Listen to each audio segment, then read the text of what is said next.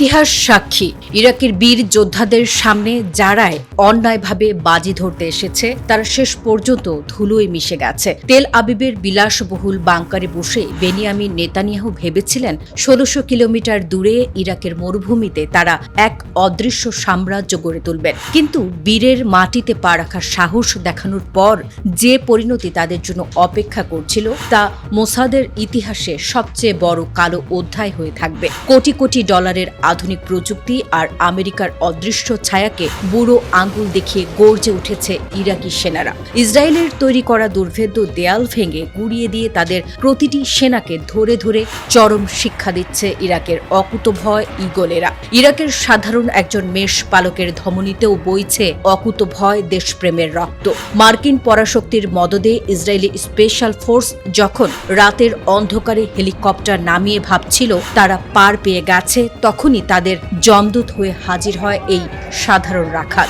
ইরাকি সামরিক বাহিনীকে খবর দেওয়া মাত্রই এক মুহূর্ত সময় নষ্ট করেনি দেশের সূর্য সন্তানেরা। তারা জানত শত্রু ঘরের দোর গোড়ায় এসে গেছে এবং তাদের একটাই জবাব দিতে হবে, আর তা হলো চরম আঘাত। ইরাকি বাহিনীর বীর কমান্ডোরা তীব্র গতিতে মরুভূমির বালু উড়িয়ে শত্রুর স্থানাঙ্ক ঘিরে ফেলে।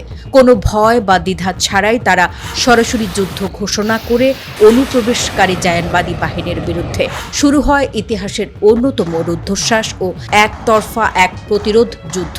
ইসরায়েলি সেনারা আধুনিক অস্ত্রের দাপট দেখানোর চেষ্টা করতেই ইরাকি বাহিনীর ভারী গোলন্দাজ দল নারকীয় তাণ্ডব শুরু করে।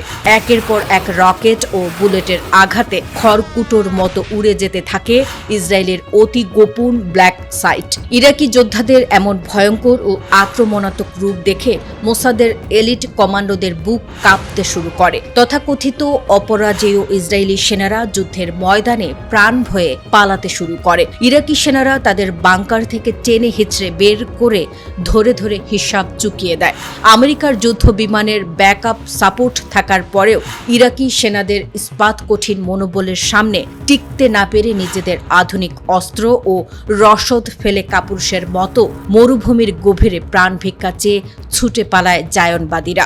এই রক্তক্ষয়ী সংঘাতের পর মরুভূমির বুকে এখন উঠছে ইরাকের বিজয়ের নিশান। ওয়াল স্ট্রিট জার্নাল থেকে শুরু করে গোটা বিশ্বের মিডিয়া এখন স্তব্ধ ইরাকি সেনাদের এই অসীম সাহসিকতা দেখে। ইরানকে আক্রমণ করার জন্য তৈরি করা ইসরায়েলের সেই লজিস্টিক হাব এখন ধ্বংসস্তূপ। জায়নবাদী বিমান বাহিনীর পাইলটদের উদ্ধার করার জন্য যে বিশেষ দল মোতায়েন ছিল তারা এখন নিজেদের প্রাণ বাঁচাতে ব্যস্ত।